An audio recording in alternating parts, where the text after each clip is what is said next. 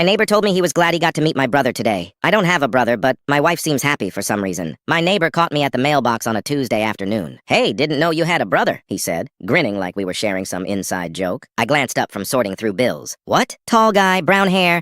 Helped your wife carry in groceries earlier. Seemed like a good dude. I laughed. I don't have a brother. His smile faltered. Oh, well, he was there. Saw him myself. Maybe around 2. Carried in like 3 bags. Chatted with her on the porch for a minute. Probably a delivery guy or something. Nah, man. They were laughing real comfortable. Figured it was family. I shrugged it off, but the details stuck. Brown hair, tall, comfortable. That night I brought it up while washing dishes. Casual, like it was nothing. Neighbor said he met my brother today. She was wiping down the counter. Her hand stopped mid-swipe, just for a beat before she laughed. What? You don't have a brother? That's what I said. But he described some guy helping you with groceries. She tossed the rag into the sink. Oh my God, that must have been the cable guy. I told him the living room outlet wasn't working. He probably grabbed a bag on his way in. Your neighbor's so nosy. Her voice was light, but her eyes didn't quite meet mine. She turned toward the fridge, opened it, stared inside like she'd forgotten what she wanted. Cable guy, huh? Yeah, I scheduled it last week. Did I not mention it? You didn't. She pulled out a water bottle, twisted the cap. Well, it's fixed now. Problem solved. I nodded, scrubbing at a plate that was already clean. Something about the way she said it felt rehearsed, like she'd been holding that explanation ready, but I let it drop. What else was I supposed to do? Accuse her of lying about a cable appointment? Still, the unease followed me upstairs. I brushed my teeth, climbed into bed, and stared at the ceiling while she scrolled through her phone beside me. The light from the screen made her face look unfamiliar in the dark. Did you change your shampoo? I asked. What? Your hair smells different. She set her phone down. It's the same brand I always use. Huh, must be me then. She rolled over, facing away. Good night. I lay there, eyes open, replaying the neighbor's words. Comfortable, laughing, 2 o'clock on a Tuesday. She'd been home all afternoon. I remembered because she'd texted me around lunch asking if I wanted her to pick up dinner. Normal, nothing strange about that, except the cable guy thing. She hadn't mentioned any appointment, and our outlets were fine. I turned onto my side, trying to quiet the noise in my head. Maybe the neighbor got it wrong. Maybe she really did forget to tell me. Maybe I was being paranoid over nothing. But when I closed my eyes, all I could see was the half-second pause before she laughed. The way her hand froze on the counter. The way she wouldn't look at me when she said it. I told myself it was nothing. I told myself I was imagining things. But somewhere in the back of my mind, a door had opened, and I couldn't close it. The next morning, I stood there staring at it, holding the carafe mid-pour. We had 4 mugs total, 2 blue, 2 gray. This one didn't match anything. She came downstairs in her robe, hair wrapped in a towel. Where'd this come from? I held up the mug. She glanced at it, barely pausing. Oh, I bought a few extras last week. Target had a sale. You didn't mention it. Didn't think I needed to. It's just a mug. She poured herself coffee into one of the gray ones, leaned against the counter, scrolled through her phone. Casual, easy, like nothing in the world was wrong. I set the white mug back in the sink and told myself to let it go, but I didn't. That afternoon, I came home early. She'd mentioned running errands, so the house should have been empty. It wasn't. I heard the shower running upstairs. Again, I climbed the stairs slowly, each step louder than the last. And when I reached the bathroom door, I saw 2 sets of wet footprints on the tile. One small, narrow, hers. The other larger, wider, not mine. I stood there, staring at the floor, my chest tight, my hands clenched at my sides. The water shut off. I heard her humming softly on the other side of the door. I turned and walked back downstairs before she opened it. When she came down 20 minutes later, dressed and smiling, I was sitting at the kitchen table with my laptop open, pretending to work. Hey,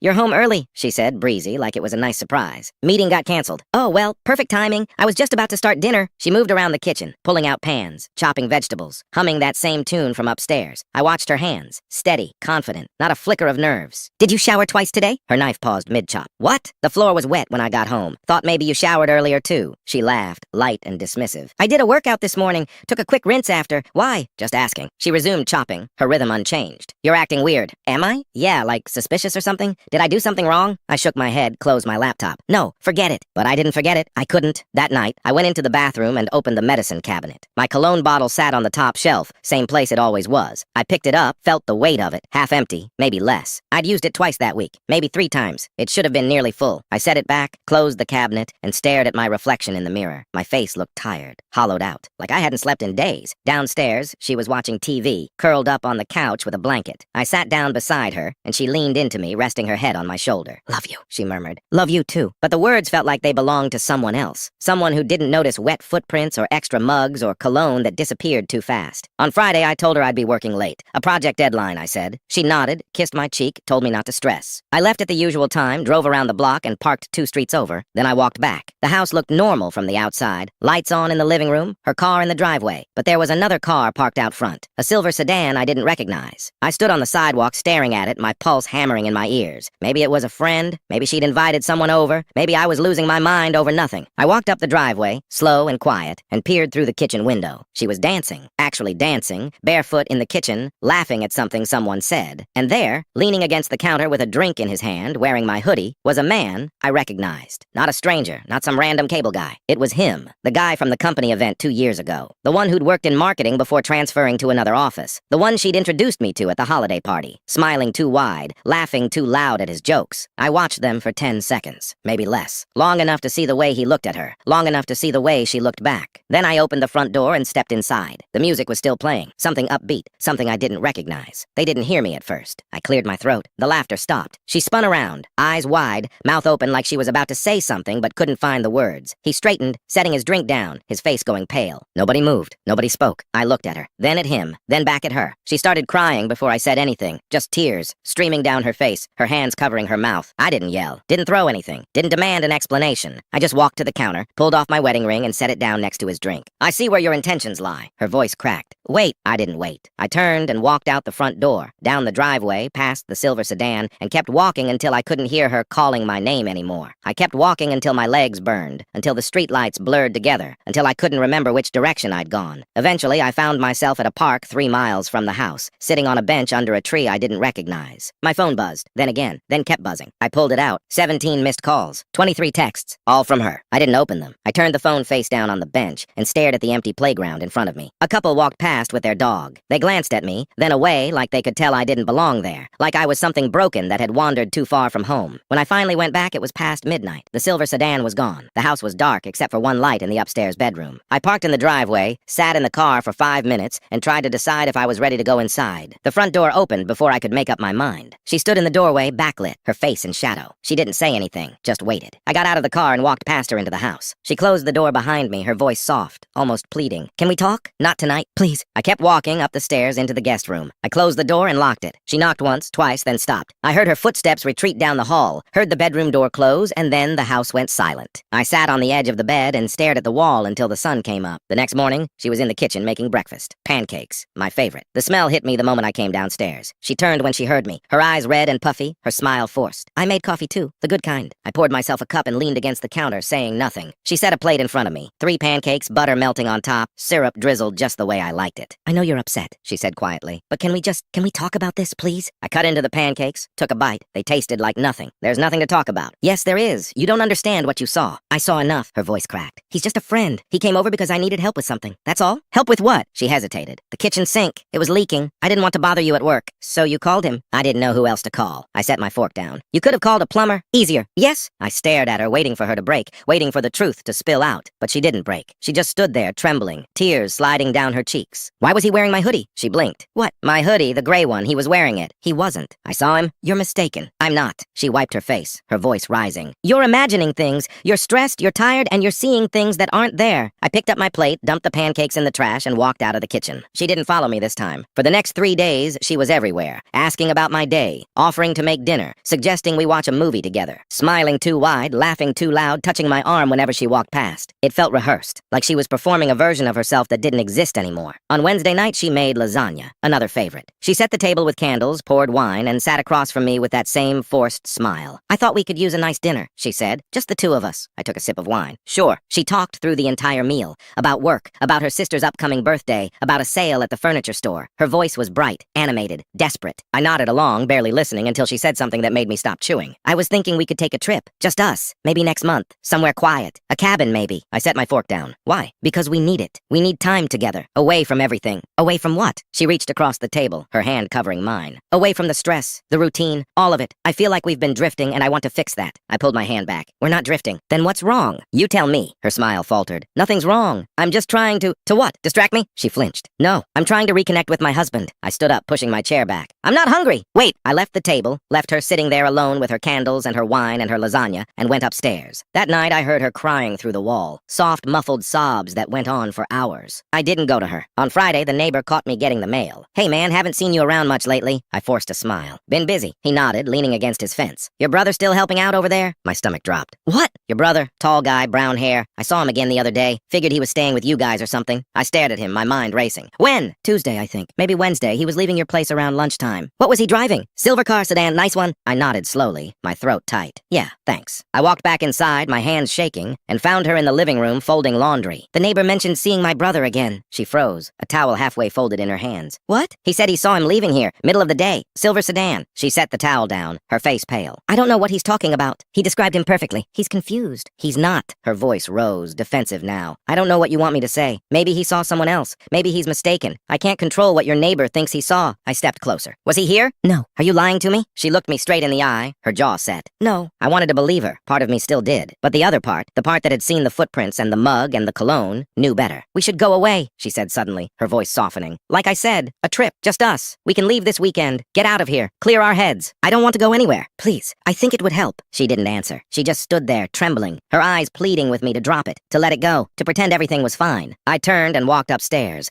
leaving her alone with her folded laundry and her desperate plans. That night, I lay awake in the guest room staring at the ceiling, replaying everything in my head. The mug, the footprints, the cologne, the silver sedan, the man in my hoodie, her tears, her lies, her smiles that didn't reach her eyes. She wasn't trying to fix us. She was trying to buy time. Friday afternoon, I told my boss I had a dentist appointment and left 2 hours early. I didn't plan it. The lie came out smooth, automatic, and he waved me off without looking up from his computer. I drove home on autopilot, windows down, radio off, my mind blank except for a low hum of dread that had been building all week. When I turned onto my street, I saw it immediately. The silver sedan, parked 3 houses down, engine running, windows tinted dark enough that I couldn't see inside, but I didn't need to. The angle of the mirrors, the way it sat slightly crooked against the curb, the faint shimmer of exhaust in the cold air, it all screamed intention. I pulled into my driveway and cut the engine. For a full minute, I just sat there, staring at my own front door, trying to decide if I was ready for whatever was waiting on the other side. The sedan didn't move. I got out of the car, locked it, and walked toward the house. My keys felt heavy in my hand,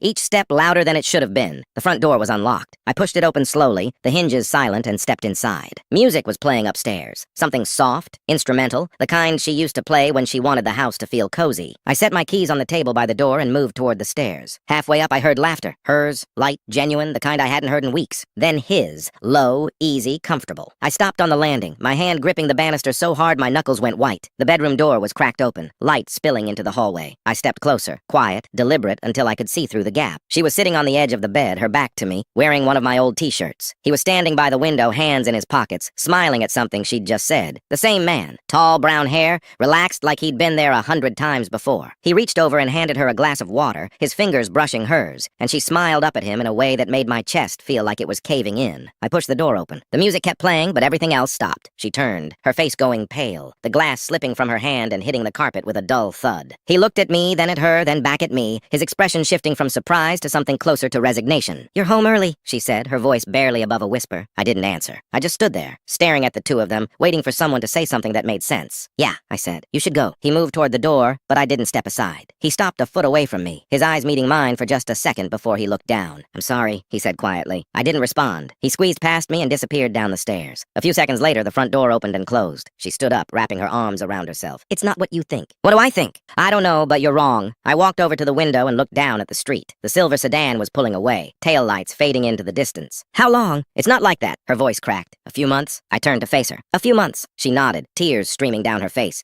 "But it's not what you think. We're just friends. That's all. I swear. Friends don't sneak around." "I wasn't sneaking. I just didn't want to upset you." "Upset me?" "Yes, because I knew you'd react like this." I laughed, sharp and bitter. "Like what? Like someone who just walked in on his wife with another man? He's not—" She stopped herself, shaking her head. "You don't understand." "Then explain it." She sat back down on the bed, her hands trembling. "I've been lonely. You're always at work, always tired, always somewhere else. And he listens. That's all. He listens to me. So you invited him into our house, into our bedroom. We weren't doing anything. He was wearing my hoodie last week." She looked up at me, her eyes wide. "What? The gray one. I saw him wearing it. That wasn't him." "Yes, it was. You're imagining things." I stepped closer, my voice dropping. "Stop lying to me." She flinched, fresh tears spilling over. "I'm not lying. I'm trying to explain, but you won't listen." "I'm listening. You're just not saying anything worth hearing." She stood up, her voice rising. "You don't get to do this. You don't get to act like the victim when you've been checked out for months. When was the last time we had a real conversation? When was the last time you asked me how I was doing? When was the last time you told the truth?" She opened her mouth, then closed it, her face crumpling. I turned and walked out of the room. She followed me downstairs, her footsteps quick and frantic. "Where are you going?" "Out." "Please don't leave. We need to talk about this." "There's nothing to talk about." She grabbed my arm, her grip desperate. "Please, I'm begging you, don't do this." I pulled free and opened the front door. "I love you," she said, her voice breaking. "I love you, please." I stopped my hand on the doorknob and looked back at her. She was standing in the middle of the hallway, her face red and blotchy, her whole body shaking. For a second, I almost stayed. Then I thought about the sedan, the laughter, the way she'd smiled at him. I walked out and closed the door behind me. This time, I didn't come back. I drove to a motel on the edge of town, checked in under my name, and sat on the bed staring at the wall until my phone started buzzing. I turned it off. The room smelled like stale cigarettes and cheap detergent. The TV didn't work. The faucet dripped every few seconds. seconds, a steady rhythm that made it impossible to think about anything else. I stayed there for 2 days. On Sunday morning, I turned my phone back on. 43 missed calls, 62 texts, 3 voicemails. I listened to the first one. Her voice was shaky, barely audible. Please come home. I'm sorry. I'm so sorry. I don't know what else to say. Just please. I deleted it. The second one was angrier. You can't just leave like this. We need to talk. You owe me that. The third one was quiet, resigned. I guess you're not coming back. I don't blame you. I wish things were different. I deleted that one too. Then I scrolled through the texts. Most of them were variations of the same thing. Apologies, explanations, promises that it wasn't what I thought. But one of them, sent late Saturday night, made me stop scrolling. He's gone. I told him not to come back. I chose you. I've always chosen you. I stared at it for a long time, trying to figure out if I believed her. Then I put the phone down and went to take a shower. When I came back, there was a new text. Your mom called. She's worried. I didn't tell her anything, just that you were working late. I sat on the edge of the bed, water dripping from my hair onto the carpet, and typed out a reply. Don't talk to my family. Her response came back almost immediately. Okay, I'm sorry. I turned the phone off again and lay back on the bed, staring at the ceiling, wondering how long I could stay in this room before I had to face the rest of my life. Monday morning, I checked out of the motel and drove to work. The office felt surreal. People smiled at me in the hallway, asked about my weekend, complained about traffic. I nodded, made the right sounds, sat at my desk and stared at spreadsheets that refused to make sense. Around noon, my phone buzzed. A text from my mother. Your wife says you've been staying late at the office. Don't work yourself to death, sweetheart. I set the phone face down and went back to pretending I could focus. That afternoon, I got an email from our bank. A fraud alert. Someone had tried to use our joint credit card at a restaurant downtown. The charge was declined because it exceeded our daily limit.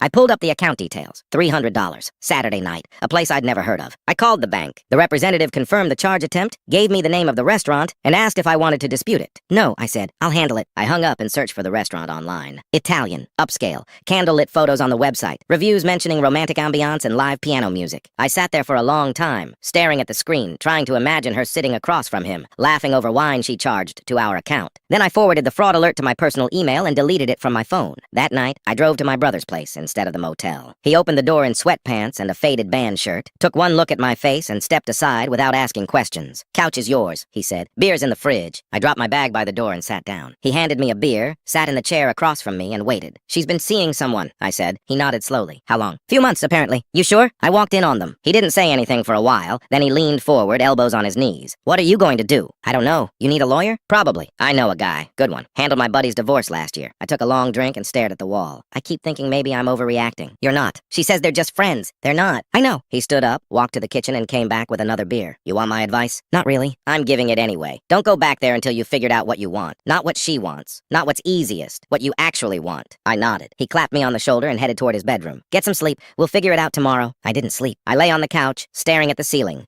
replaying every conversation, every excuse, every time she'd told me I was imagining things. Around 3 in the morning, my phone buzzed. A text from her. Please talk to me. I can't do this anymore. I turned the phone off and closed my eyes. The next morning, I went back to the house while she was at work. I parked down the street, walked up to the front door and let myself in. The place smelled different. Cleaner maybe, or just unfamiliar. I went upstairs and started packing. Clothes, toiletries, the watch my grandfather left me, the photo albums from before we got married. I was halfway through the closet when I found it. A shoebox tucked behind her winter boots. I pulled it out and opened it. Inside were dozens of receipts. Restaurants, hotels, a jewelry store, all dated within the last 4 months. And underneath the receipts, a stack of printed text messages. I sat down on the floor and started reading. They were all from him. Sweet, familiar, the kind of messages you send someone you're building a life with. Can't wait to see you tonight. You looked beautiful yesterday. I'm so glad I found you. And her responses, just as warm, just as intimate. I wish we didn't have to hide. Soon, I promise. I love you. I stared at those last 3 words until they blurred. Then I put everything back in the box, closed it, and carried it downstairs. I set it on the kitchen counter, grabbed a notepad, and wrote a single line. Found these. We need to talk tonight. I left the note on top of the box and walked out. When I got back to my brother's place, he was making coffee. How'd it go? Left her a message. What kind of message? The kind she can't ignore. He poured me a cup and slid it across the counter. You ready for whatever happens next? No. Good. That means you're thinking straight. My phone stayed off all day. I went to work, sat through meetings, answered emails, and pretended everything was normal. But around 5, I turned it back on. 23 missed calls, 15 texts. The first one was frantic. Where did you find that box? We need to talk right now. The next few were angrier. You can't just leave something like that and disappear. Call me. Then they shifted. Okay, I get it. You're upset. But this isn't fair. You don't understand the whole story. And finally sent an hour ago. I'll be home at 6. Please be there, please. I looked at the time. 5:45. My brother looked over from the couch. You going? Yeah. Want me to come with? No, but thanks. He stood up and walked me to the door. Call me if you need anything. I mean it. I nodded and left. The drive back felt longer than it should have. Every red light, every slow car, every turn stretched out like the universe was giving me one last chance to change my mind. I pulled into the driveway at 6:15. Her car was already there. I sat in mine for a minute, hands on the wheel, trying to steady my breathing. Then I got out and walked to the door. She opened it before I could knock. Her face was pale, pale, her eyes red and swollen. She'd been crying for hours. "Come in," she said quietly. I stepped inside and closed the door behind me. The shoebox was still on the counter, the note sitting on top of it. She stood on the other side of the kitchen, arms wrapped around herself, looking smaller than I'd ever seen her. "Where did you find it?" she asked. "Does it matter?" "I guess not." She walked over to the counter, picked up the box, and held it against her chest like it might protect her from whatever came next. "I didn't mean for you to see that, obviously. I was going to tell you." "When?" She didn't answer. I leaned against the door frame, keeping distance between us. "How long have you been in love with him?" Her breath hitched. "I'm not. The texts say otherwise." "Those were, I don't know. I was confused. I didn't mean them." "Which ones didn't you mean? The ones where you said you loved him? Or the ones where you said you wished you didn't have to hide?" She set the box down, her hands shaking. "Both. Neither. I don't know. It felt real at the time, but it wasn't. It was just an escape." "From what?" "From us." The words hung in the air, heavy and final. "From us," I repeated. "From feeling invisible, from feeling like I didn't matter anymore." "So you found someone who made you feel like you did?" "Yes, and you kept him a secret. Because I knew you'd react like this. Like someone who just found out his wife's been lying to him for months? Yeah, guilty." She wiped her eyes, her voice breaking. "I didn't want to hurt you." "Too late." I know, and I'm sorry. I'm so sorry, but it's over now. I ended it. I told him not to contact me again. Saturday after you left." "Why?" "Because I love you. Because I don't want to lose you." I looked at her, really looked at her, and saw someone I didn't recognize anymore. "You already did," I said. She stepped closer, reaching for my hand. I pulled away. "Don't. Please, just listen." "I've listened enough." "No, you haven't. You've read texts. You've seen receipts. But you haven't heard me." "What's left to hear?" She took a breath, steadying herself. "It started at that work thing, the networking event in March. You couldn't come because you had that presentation the next day. The one where I met him." "Yes." "And you what? Exchanged numbers? Made plans?" "We just talked. That's all it was at first. He listened. He asked questions. He made me feel like I mattered." "I make you feel like you matter. You used to." The words landed like a punch. "When did I stop?" "I don't know. Gradually. You started working late, coming home exhausted. We stopped talking about anything real. We just existed next to each other. So instead of telling me, you found someone else." "I didn't plan it. It just happened. That's not how this works. You made choices. Every time you texted him. Every time you lied to me. Every time you let him into our house." Her face crumpled. "He was never in our house. He was here Friday wearing my clothes." "That was the first time. The only time." "I don't believe you. It's true. The receipts go back months. Restaurants, coffee shops, we met outside. And the hotels?" She looked away. "Answer me." "Twice." "When?" "April and June." I felt something inside me go cold and still. "Where was I?" "The first time you were at that conference in Denver. The second time you were visiting your parents." "So you planned it. You waited until I was gone." "I didn't plan anything. He suggested it. I said no at first. But then I wanted to feel wanted again." "You are wanted by me." "Not like that. Not the way he looked at me." "How does he look at you?" "Like I'm the only person in the room. I used to look at you like that." "I know. And you threw it away." "Which marriage? The one where you tell me the truth? Or the one where you lie to my face and sleep with someone else? That's not fair." "None of this is fair." She sank into a chair, her hands covering her face. "I don't know what you want me to say. I want you to own it. All of it. Not just the parts that make you look like a victim." "I'm not a victim." "Then stop acting like one." She looked up, her eyes blazing. "You think this has been easy? You think I enjoyed sneaking around? Lying to you? Hating myself every time I came home? Then why did you keep doing it?" "Because for a few hours I got to feel like someone other than the wife you forgot about." "I never forgot about you." "Yes, you did. You just didn't notice." I stood there, staring at her, trying to find the person I married somewhere in the wreckage. "When did you decide I wasn't enough?" "I never decided that." "You did. The moment you kissed him. The moment you told him you loved him. You decided." "Those words didn't mean what you think they meant." "Then what did they mean?" "I don't know. I was caught up in something that felt good, and I didn't want to let it go. Even though it meant destroying us. I thought I could keep both." "You can't." "I know that now." "Too late." She stood up, her voice breaking again. "So that's it? You're just done? 8 years and you're walking away without even trying?" "I'm not the one who walked away. A mistake is forgetting to pay a bill. A mistake is double booking dinner plans. This is betrayal. And you kept it going for months. And you only stopped because I found out." "That's not true. I ended it Saturday, before you even left that note." "Why?" "Me. Us. There is no us anymore." She crossed the kitchen, standing close enough that I could see every detail of her face. The exhaustion, the regret, the desperation. "There can be, if you let there be." "I can't." "Why not?" "Because every time I look at you, I'll see him." "Then don't look at me. Just stay. Just give me a chance to fix this." "You can't fix this." "I can try." "It's not enough." "What is enough? What do you need from me?" "I need you to have not done this in the first place." Her shoulders sagged. "I can't go back and undo it." "So what do we do?" I looked around the kitchen, the counter where I'd left the note, the table where we used to eat breakfast together, the window where I'd stood Friday night, watching her dance with someone else. "I don't know yet. Can you at least stay here tonight? Can we just talk?" "We are talking. Not like this. Not with you standing by the door like you're ready to run." "I am ready to run." "Please don't. Because I need you to understand that I'm not the villain here. I made a horrible choice. I hurt you. But I'm not some monster who set out to destroy our marriage." "Then what are you?" "Someone who got lost. Someone who made the wrong turn and didn't know how to get back. And now I'm asking you to help me find the way." I shook my head. "That's not my job anymore." "It's always been your job. That's what marriage is. Not when one person stops showing up." "I was always here." "No, you were here physically, but the rest of you was somewhere else. With him." She flinched. "I ended it. Doesn't that count for anything?" "It counts for something. Just not enough." "What would be enough?" "I don't know. Maybe nothing." "So you're giving up." "I'm protecting myself." "From what?" "From trusting you again and getting destroyed when you do this a second time." "I wouldn't. You said that before. You said vows. You promised me things, and then you broke every single one. People make mistakes. Not like this." She turned away, gripping the edge of the counter. "I don't know what else to say. There's nothing nothing left to say. There has to be. There isn't. She spun back around. So what happens now? You move out? File for divorce? Pretend we never happened? I don't know. That's not an answer. It's the only one I have. I need more than that. I don't have more. She grabbed the shoebox, holding it up like evidence. These receipts. These texts. You think this is who I am? You think this defines me? It defines what you did. It defines a few months, not 8 years. Those few months erased the 8 years. No, they didn't. Yes, they did. Every memory we have is tainted now. Every moment I thought was real, I'll wonder if you were thinking about him. Every time you said you loved me, I'll question if you meant it. I meant it. Every time. Even when you were with him? She hesitated. That's what I thought. It's complicated. It's not. You either loved me or you didn't. I loved you both. The words hit like ice water. You loved us both. At the same time. How? I don't know. I just did. That's not love. That's selfishness. Maybe, but it felt real. Which part? All of it. I stared at her, trying to process what she was saying, trying to reconcile the woman I married with the stranger standing in front of me. You can't love two people like that. Not honestly. Because love requires commitment, and you can't commit to two people at once. I was committed to you. No, you were committed to not getting caught. She flinched again, harder this time. That's not true. Then why did you hide it? Why did you lie every single day? Because I knew you'd leave. So you stayed because you were afraid of being alone. I stayed because I didn't want to lose you. You lost me anyway. Not yet. Yes. The moment you kissed him, the moment you chose him over me, I was already gone. You just didn't notice. She sank back into the chair, her face in her hands, her whole body shaking. I'm sorry. I'm so sorry. Then why won't you forgive me? Because forgiveness doesn't fix this.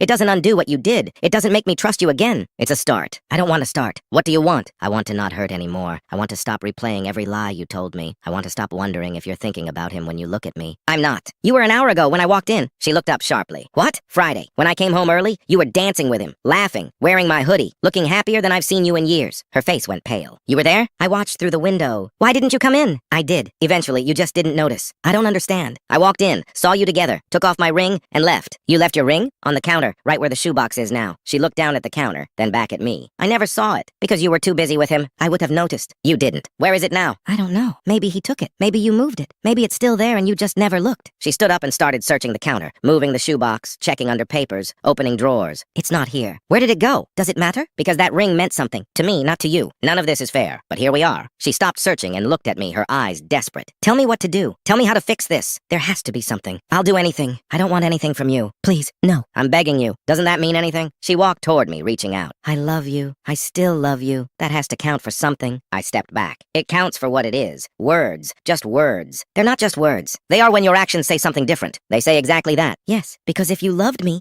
you wouldn't have done this. You wouldn't have kept doing it. You wouldn't have looked me in the eye every single day and lied. I was trying to protect you from this, from the pain you're feeling right now. You didn't protect me. You just delayed it. She collapsed back into the chair, her face crumpling. I don't know what else to say. Then don't say anything. I have to. I have to make you understand. I understand perfectly. You were unhappy. You found someone else. You chose him over me, and now you regret it because you got caught. That's not what happened. That's exactly what happened. I chose you. I ended it with him. I chose you. After months of choosing him, after lying to me every single day, after letting him into our house, into our life. So don't stand there and tell me you chose me. You chose yourself. And when that stopped working, you chose damage control. She looked at me, tears streaming down her face, and said nothing. I turned toward the door. Where are you going? Somewhere else. When are you coming back? Please don't leave like this. There's no other way to leave. We can work through this. People do it all the time. Maybe they do, but I can't, because I don't want to. That's not a reason. It's the only reason that matters. I opened the door and stepped outside. She followed me onto the porch. Please, just one more chance. That's all I'm asking. I looked back at her, standing there in the doorway, looking smaller and more broken than I'd ever seen her. You already had your chance. You had 8 years of chances, and you threw them all away. A mistake you repeated every single day for months. Then you know why I can't stay. I walked to my car, got in, and started the engine. She stood on the porch, watching me, her arms wrapped around herself. I put the car in reverse and backed out of the driveway. She didn't move. I shifted into drive and pulled away. In the rearview mirror, I watched her sink down onto the steps, her head in her hands. And then I turned the corner and she disappeared. I drove until the familiar streets turned unfamiliar. No destination in mind, just movement, distance, anything to put space between me and that house. The ring was still gone. She'd searched for it like it mattered, but it didn't change anything. A symbol of something that stopped being real months ago, maybe longer. I wondered when exactly it happened. When she stopped being the person I married and became someone I didn't recognize. My phone buzzed. I didn't look. It buzzed again and again. I pulled into an empty parking lot and turned off the engine. Sat there in the silence, staring at the dashboard, trying to remember the last time we were actually happy. Not just going through the motions, not just coexisting, actually happy. Nothing came. Maybe that was the real tragedy. Not that she'd found someone else, but that we'd lost each other long before he showed up. She was right about that part. We'd stopped talking, stopped trying, stopped noticing each other. But I never stopped being faithful. I never lied. I never invited someone else into the space that was supposed to be ours. The phone buzzed again. This time I looked. 23 messages, all from her. Apologies, explanations, promises. I deleted them without reading past the first line of each. Then I blocked the number. Not out of anger, not even out of hurt anymore. just out of necessity, because if I kept that door open, even a crack, she'd find a way back in, and I'd let her. And we'd do this whole thing again in 6 months or a year or however long it took for the pattern to repeat. I started the car and pulled back onto the road. Behind me, the city lights blurred together. Ahead, everything was dark, but at least it was mine.